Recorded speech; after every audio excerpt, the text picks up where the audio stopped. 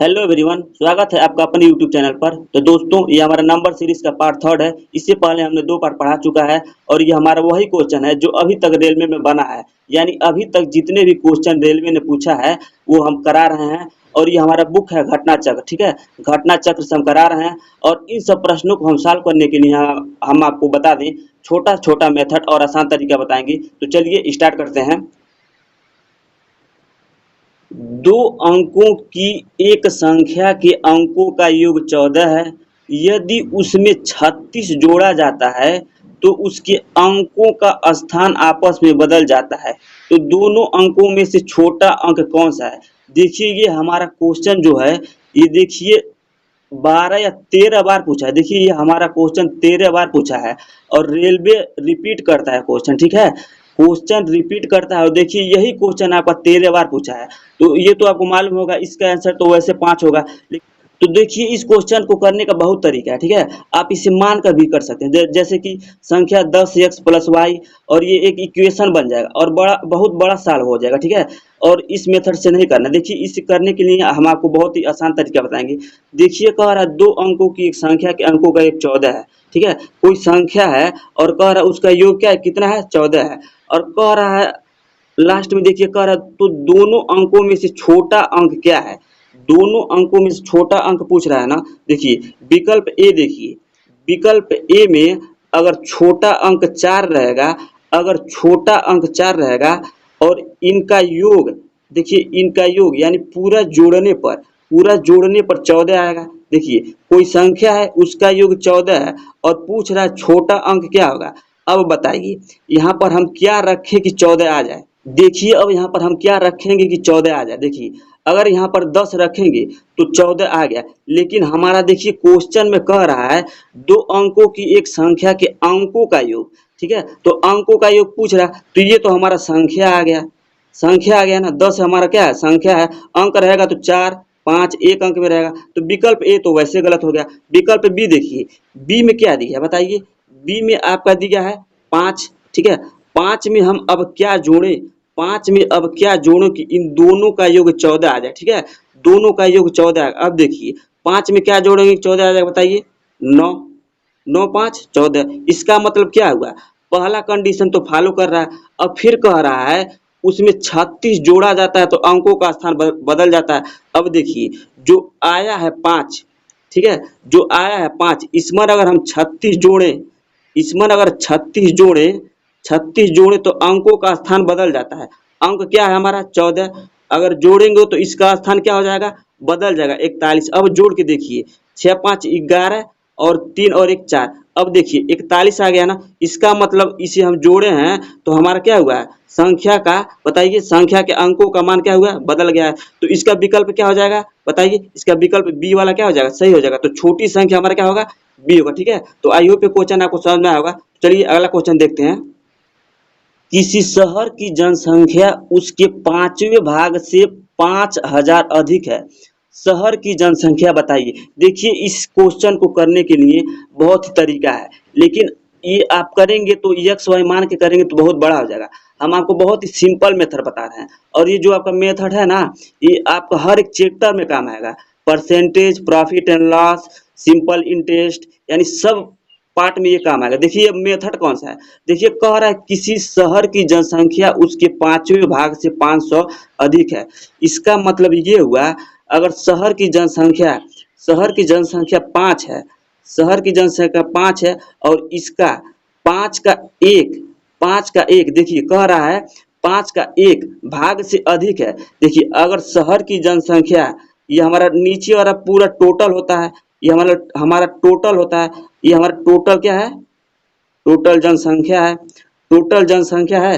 अब कह रहा है इसका 5 में से 1 भाग, यानी जनसंख्या के 5वें भाग से यानी एक, एक से 5000 अधिक है। ये हमारा जो दिया है, ये हमारा दिया है 5वां भाग। इससे देखिए जो हमारा जनसंख्या है कितना अधिक है। क्वेश्चन में यही कह रहा है जो जनसंख्या है वो कितना अधिक है। अब देखिए 1 से 5 कितना अधिक है बताइए, 1 से 5 कितना अधिक है बताइए। 1 से 5 हमारा 4 अधिक है। अब यही कह रहा है जनसंख्या जो है ये 4 अधिक है। अब इसी का मान हमारा दिया है, 4 बराबर आपका दिया है कितना, 4 बराबर आपका दिया है 5000 इकाई धाई सैकड़ा हजार। देखिए यहाँ पर 3 जीरो रहेगा, ठीक है, 3 जीरो यानी 5000, 4 बराबर 5000। और पूछ रहा है शहर की जनसंख्या बताए, शहर की जनसंख्या टोटल कितना है, 5 है।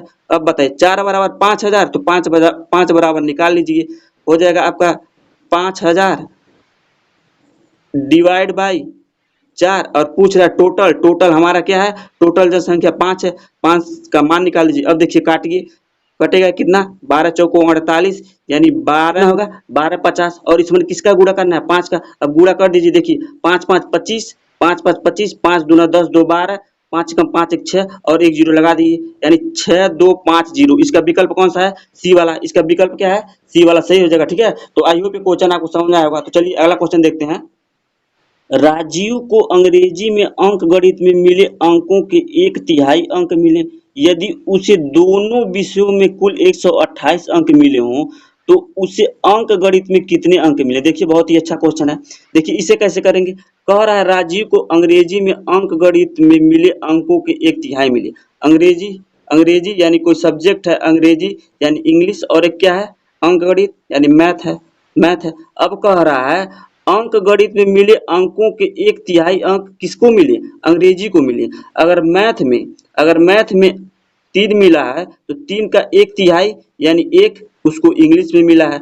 बस अगर यहाँ तक आपको समझ में आ गया तो आंसर आ जाएगा। अब देखिए टोटल उसे अंक कितने मिले हैं, टोटल उसे मिले हैं 128 अंक, टोटल आपका मिला है 128 अंक, टोटल 128। और रेशियो में आपका देखिए अंक कितने मिले हैं, 1 और 3 4। देखिए 4 यहाँ पर रेशियो में पूरा अंक हुआ है और नंबर मिले हैं 128। दोनों को बराबर कर लीजिए। बराबर क्यों किए हैं, क्योंकि ये भी हमारा टोटल अंक है 128 और ये भी हमारा टोटल अंक है, क्योंकि इंग्लिश और मैथ में दोनों पाए हैं 4 अंक। अब देखिए 4 बराबर 128, तो पूछ क्या रहा है, तो उसे अंक गणित में कितने अंक मिले। देखिए अंक गणित यानी मैथ में 3 मिले हैं। अब 4 बराबर 128, तो 3 का मान निकाल दीजिए, बस निकाल दीजिए। देखिए 4 बराबर 128, तो 3 बराबर आपका हो जाएगा 128, 3 बराबर आपका हो जाएगा 128, 128 और डिवाइड बाई 4, डिवाइड बाई 4। अब पूछ किसका मान रहा है बताइए, पूछ रहा है मैथ का यानी 3 का, तो 3 से गुणा कर दीजिए, बस इसे काट दीजिए, आपका आंसर आ जाएगा। देखिए काटिए, काटेंगे तो कितना होगा बताइए, 4 तिहाई 12, 4 दूना 8 और 32 में 3 का गुणा करेंगे तो कितना हो जाएगा बताइए, 32 में 3 का गुणा करेंगे तो हो जाएगा 96, 96, ठीक है। आई होप ये क्वेश्चन आपको समझ में आया होगा। तो चलिए अगला क्वेश्चन देखते हैं। यदि 2 अंकों की एक संख्या उन अंकों के योग की के गुनी है तो अंकों को आपस में बदल देने से बनी संख्या उन अंकों का योग है जिसे गुणा किया जाएगा। देखिए पूछ रहा है जिसे गुणा किया जाएगा। देखिए बहुत ही अच्छा क्वेश्चन है। देखिए इसे मान कर ही करेंगे और विकल्प से करेंगे तभी आंसर आ जाएगा। देखिए अगर के गुनी होगा ना तो देखिए गुना गुनी वाला सवाल जो होता है उसमें वो ऑलरेडी 11 से कटता है, ठीक है। तो इसका विकल्प नंबर सी वैसे ही सही हो जाएगा, ठीक है। विकल्प जो दिया है 11 माइनस के वही सही हो जाएगा। लेकिन आपको करना कैसे है, देखिए कह रहा है यदि 2 अंकों की एक संख्या, संख्या कह रहा है तो संख्या मान लीजिए क्या चीज 10x प्लस वाई, ठीक है। कह रहा है 2 अंकों की एक संख्या और फिर कह रहा है उनके योग के गुनी, उनके योग की। अब देखिए संख्या तो ये हो गया 10x प्लस वाई, अब इनके योग, अब इनके योग संख्या का योग नहीं अंकों का योग, अंक क्या है x प्लस वाई, अंकों के योग के गुनी यानी के से गुणा। बस ये आपका इक्वेशन 1 बनेगा और दूसरा इक्वेशन भी बनेगा। देखिए दूसरा क्या बनेगा, अब दूसरा कह रहा है अंकों को आपस में बदलने से बनी संख्या उन अंकों का योग है। अब देखिए अंकों को आपस में बदलने से बनी संख्या, अगर अंकों को आपस में बदलेंगे तो क्या हो जाएगा, ये y हो जाएगा 10y और प्लस x हो जाएगा, ठीक है। बनी आपस में जो संख्या बन रहा है, अब उनका जो है, अब जो अंक है x प्लस वाई, इसका किससे गुणा किया जाए। लास्ट में कह रहा है किससे गुणा किया जाए, तो वही पूछ रहा है। मान ले रहे हैं के माने हैं तो यहाँ पर मान रहे हैं हम ए से क्या करेंगे, ए से गुणा करेंगे। अब इसे सॉल्व करेंगे दोनों इक्वेशन को, तो हमारा ए का जो मान निकलेगा वही आंसर आ जाएगा, ठीक है। तो आप इसे सॉल्व कर लीजिएगा, ठीक है। तो चलिए अगला क्वेश्चन देखते हैं। 301 तथा 501 के बीच 301 तथा 501 को लेकर कि ऐसी प्राकृतिक संख्याएं जो 7 से विभाज्य हैं उनका कुल योग क्या है। देखिए 301 से लेकर 501 के बीच जो संख्या होगा 7 से कटेगा वो संख्या निकालेंगे, उसके बाद उनका योग निकालेंगे। सबसे पहले देखिए 301 और 501 के बीच में कितनी संख्याएं होंगी 7 से कटेंगी। 7 से कटेंगे, देखिए 7 से कटने के लिए देखिए 301 7 से कट जाएगा, 301 तो 7 से कट जाएगा, 7 त्रिक 21, 7 त्रिक 21, 7 चौको 28, 2 बचा यानी 7 त्रिक 21, यानी आपका ये कट जाएगा 7 से। अब देखिए 501 कटेगा क्या 7 से, 501, 7 सत्ते 49, 11 यानी 501 नहीं कटेगा।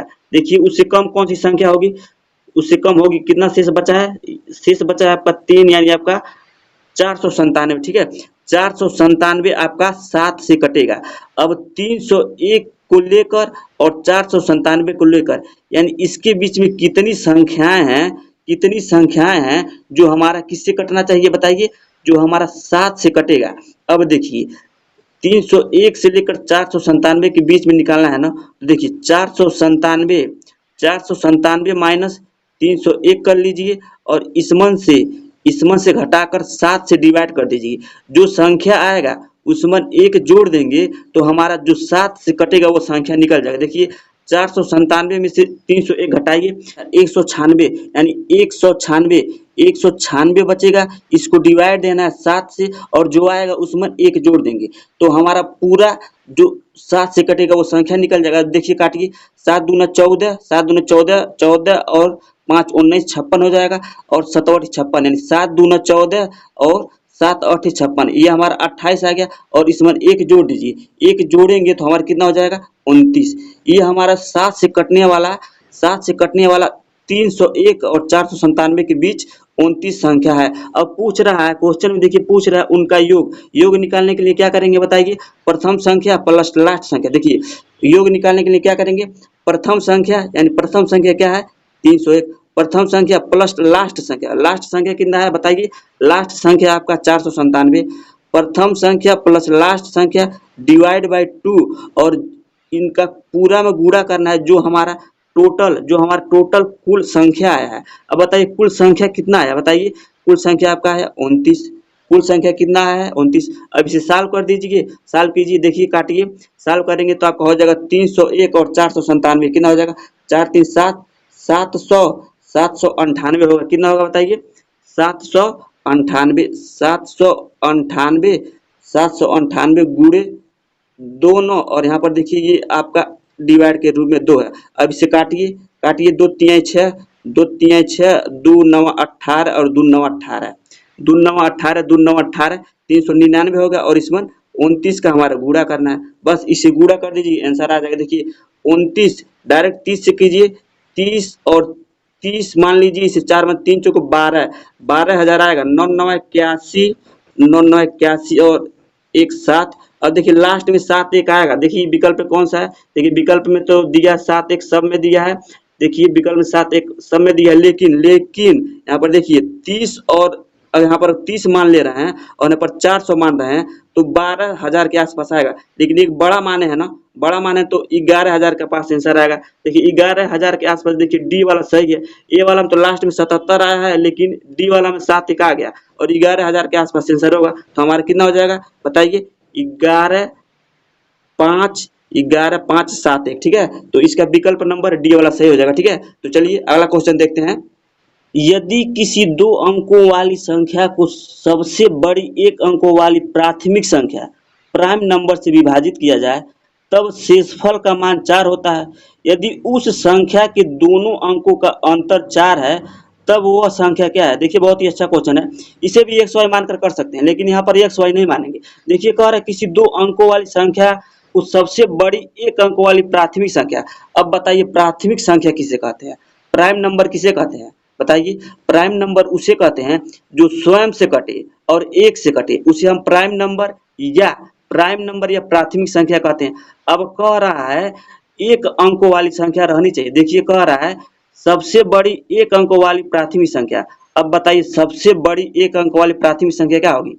देखिए सबसे पहले तो होगा 2 3 5 7 11। हमने आपको क्या बताया 2 3, 2, 3, 5, 7, 11 ये हमारा प्राइम नंबर है, लेकिन कह रहा है एक अंक का होना चाहिए और सबसे बड़ा होना चाहिए। एक अंक का क्या है बताइए, 7 है और ये सबसे बड़ा है। अब क्वेश्चन में देखिए क्या कह रहा है, क्वेश्चन में कह रहा है इससे भाग देने पर हमारा शेष 4 आता है। इससे भाग देने पर शेष 4 आता है। अब देखिए शेष 4 आता है तो विकल्प ए देखिए, विकल्प ए में आपका दिया 7 3 में अगर 7 से भाग देंगे तो 7 धाम 70 और बच गया 3 शेष, लेकिन शेष हमको 4 बचना चाहिए। तो ए वाला तो वैसे गलत हो गया। बी वाला देखिए 2 5 तो होगा नहीं, 2 5 नहीं होगा क्योंकि कह रहा है उनका अंतर 4 होना चाहिए और 2 5 में अंतर तो आपका 3 है। विकल्प नंबर बी भी गलत हो गया। सी देखिए 5 3, देखिए ये भी वैसे गलत हो गया। 5 3 भी गलत हो गया क्योंकि इसके बीच का भी अंतर कितना है, 4 नहीं है। इसके बीच का अंतर कितना है बताइए, इसके बीच का अंतर 2 है। देखिए ए बी सी गलत हो गया तो विकल्प हमारा डी बच गया। डी तो हमारा वैसे ही सही हो जाएगा क्योंकि 3 जब गलत हो गए तो डी वाला आपका सही हो जाएगा। लेकिन आपको चेक कर लीजिए कैसे हुआ है। अब देखिए कह रहा है 95 है ना, 95 में अगर 7 से भाग देंगे तो हमारा शेष 4 आना चाहिए। देखिए 7 7 एक कम 7, 2 7 त्रिक 21, 7 त्रिक 21 और 21 4 25, यानी आपका शेष आ गया 4। तो हमारा उत्तर क्या हो जाएगा, विकल्प डी हो जाएगा। ठीक है, तो इस प्रकार के क्वेश्चन को आप वैसे सॉल्व करेंगे। ठीक है, देखिए विकल्प ए बी सी तो वैसे गलत हो गया क्योंकि देखिए अंतर 4 कह रहा था ना, तो बी और सी तो वैसे गलत हो गया। ए और डी को चेक करना था, ए को चेक किए तो पता चल गया ए सही हो या गलत, बचा हमारा डी, वही हमारा सही हो जाएगा। ठीक है, तो चलिए अगला क्वेश्चन देखते हैं। यदि यक्स एक सम संख्या है तो अगली विषम संख्या क्या होगा। बहुत ही अच्छा क्वेश्चन है। देखिए ये तो आप वैसे ही कर देंगे। देखिए यक्स अगर एक सम संख्या है उसमें क्या जोड़ेंगे कि विषम आ जाएगा।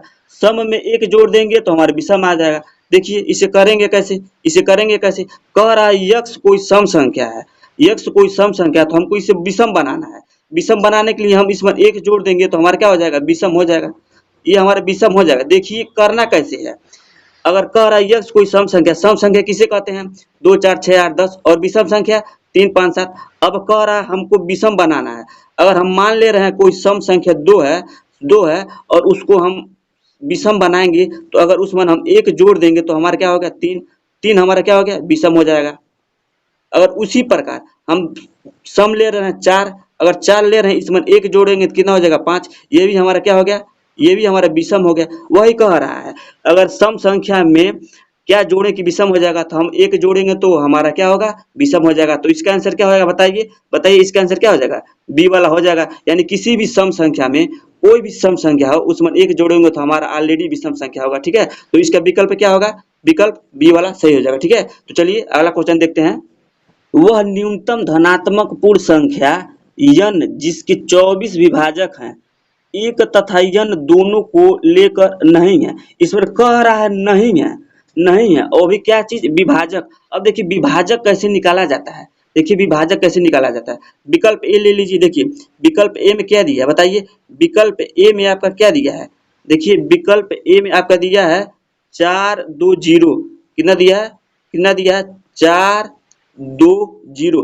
अब इसको ऐसे तोड़ना है जिसमें प्राइम फैक्टर आ जाए। प्राइम फैक्टर मतलब अभी हम आपको बताए हैं जो किसी से न कटे, यानी किसी से न कटे इसका मतलब स्वयं से कटे और एक से कटे। तो 420 को तोड़िए। ठीक है, 420 को तोड़िए। देखिए 420 को तोड़िए, प्राइम फैक्टर पहले क्या होता है, देखिए 2 होता है, 3 होता है, 2 होता है, 3 होता है, 5 होता है, 7 होता है, यही हमारा प्राइम फैक्टर है। अब 420 को ऐसे तोड़ना है कि प्राइम फैक्टर है और गुणा करने पर कितना आ जाए, 420 आ जाए। देखिए 2 का स्क्वायर कितना होता है, 2 का स्क्वायर कीजिए, 2 दूना 4, 4 तिहाई 12, 12 5 60 और 60 सत्ते हमारा हो जाएगा 420 आ गया ना, 420 आ गया। अब देखिए अब यहाँ पर इसको हम क्या किए हैं, गुणा किए हैं ना, तभी ना आया है। अब इस पर हम पावर एक एक रख सकते हैं ना।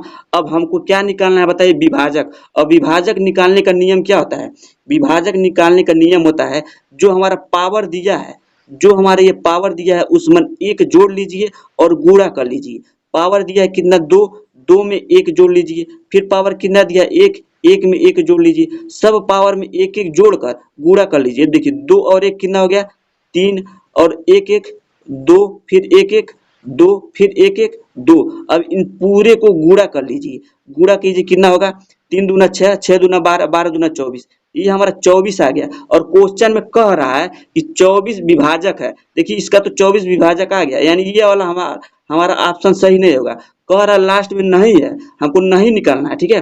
विकल्प बी देखिए, विकल्प बी में क्या दिया बताइए, विकल्प बी में आपका दिया है 24, यानी 2400 दिया है। अब इसे भी प्राइम फैक्टर में तोड़िए, इसे भी आप प्राइम फैक्टर में तोड़िए, देखिए 24 को तोड़िए, प्राइम फैक्टर पहले क्या होता है, 2, 2 होता है, फिर 3, 5, 7 ऐसे ऐसे होता है। अब देखिए 240 को कैसे लिख सकते हैं हम, देखिए 3 बार गुणा करना है, देखिए 2, 2 दूना 4, 4 दूना 8, 8 दूना 16, 16 तीन 42।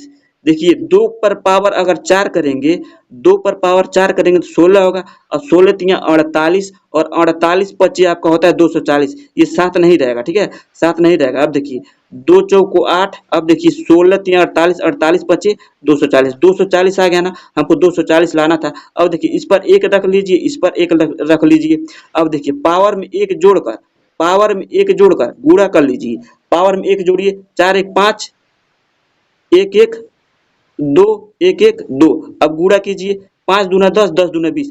अब देखिए इसका 20 आ गया, यहाँ पर आपका 24 आया था, यहाँ पर 20 आया था। हमको हर एक विकल्प में 24 लाना है, और वो जो 24 नहीं आएगा वही हमारा सही होगा, क्योंकि लास्ट में कहा है नहीं है। देखिए 20 आ गया, यानी विकल्प बी हमारा सही होगा, विकल्प बी हमारा सही होगा, ठीक है। सब ऑप्शन में आपका 24 आएगा, ठीक है, लेकिन यहाँ पर 20 आ गया, ठीक है, तो हमारा विकल्प नंबर बी वाला क्या होगा, सही होगा, ठीक है। तो चलिए अगला क्वेश्चन देखते हैं।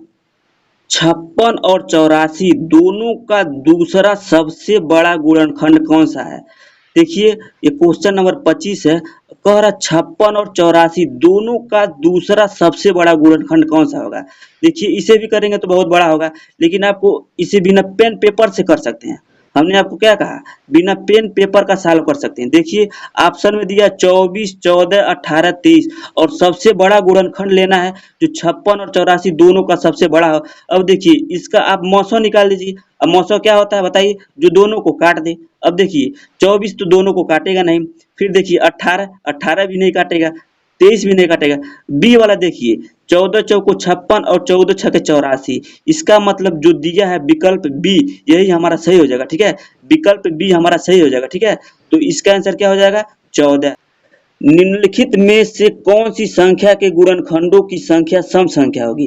देखिए ये बहुत ही अच्छा क्वेश्चन है, और इसे आप करेंगे तो कम से कम आपको एक पेज तो लगेगा ही, अगर आपका कैलकुलेशन फास्ट है तब। लेकिन आपको हम इसे बिना पेन और बिना पेपर से कैसे सॉल्व करना है ऐसे बताएंगे, ठीक है।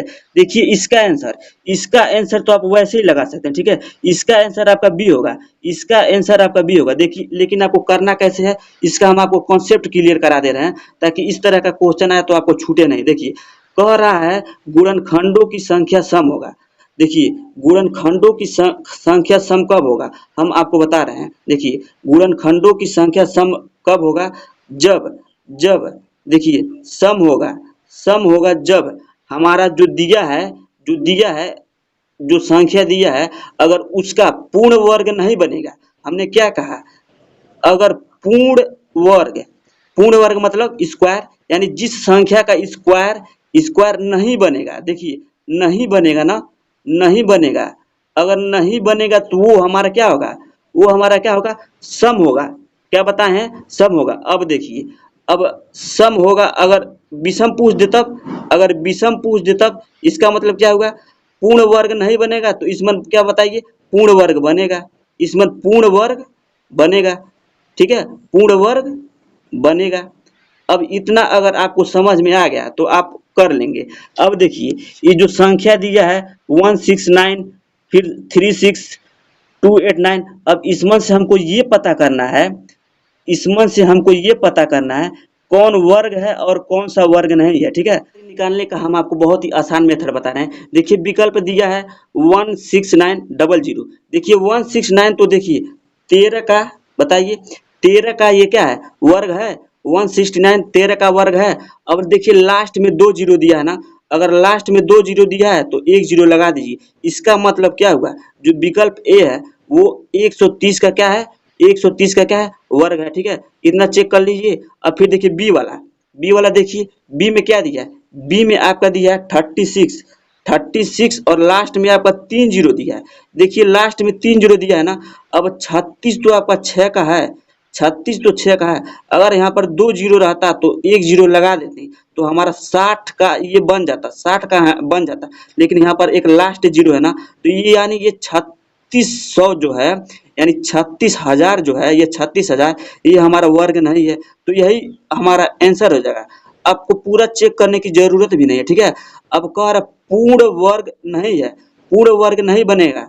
हम देखिए ये पूर्ण वर्ग नहीं बना, इसका मतलब संख्या क्या होगा, सम होगा। तो यही हमारा क्या होगा, विकल्प नंबर बी सही होगा, ठीक है। अब देखिए ऑप्शन सी भी चेक कर सकते हैं। 289 है ना, देखिए 289 किसी का वर्ग है, देखिए 289 17 का है, 289 17 का वर्ग है। और लास्ट में आपका 2 जीरो है तो 1 जीरो लगा दीजिए, यानी 170 का वर्ग क्या होगा, 28900, ठीक है। अब डी वाला चेक कीजिए, देखिए डी में क्या दिया है, डी में दिया है 625, और 625 आपका 25 का वर्ग होता है, और लास्ट में 2 जीरो तो 1 जीरो लगा दीजिए। इसका मतलब 250 का वर्ग कितना होगा, 62,500, यानी डी वाला आपका भी, यानी 130, 170 और 250, यानी विकल्प ए सी डी हमारा किसी न किसी का वर्ग है, लेकिन 36,000 जो है ये वर्ग नहीं है। और ये वर्ग नहीं है, इसका मतलब इसके गुणनखंडों की संख्या जो होगा वो हमारा सम होगा, ठीक है। तो विकल्प नंबर बी हमारा क्या हो जाएगा, सही हो जाएगा, ठीक है। तो आई होप ये क्वेश्चन आपको समझ आया होगा। तो चलिए अगला क्वेश्चन देखते हैं। निम्नलिखित में से किस संख्या में गुणनखंडों की संख्या विषम होगा। देखिए वही क्वेश्चन आ गया, लेकिन यहाँ पर देखिए कह रहा है विषम होगा।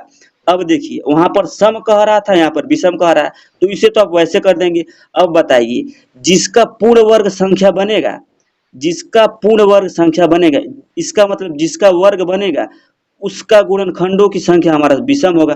अब विकल्प ए देखिए, विकल्प ए भी नहीं बनेगा। बताइए विकल्प ए किसी का बनेगा, यानी ये गलत हो गया, बी भी गलत हो गया। अब देखिए सी 196, देखिए 196 दिया है ना, ये हमारा किसी न किसी चीज का वर्ग है। बताइए किसका वर्ग है 196, बताइए किसका वर्ग है, बताइए। ये हमारा 16 का वर्ग है।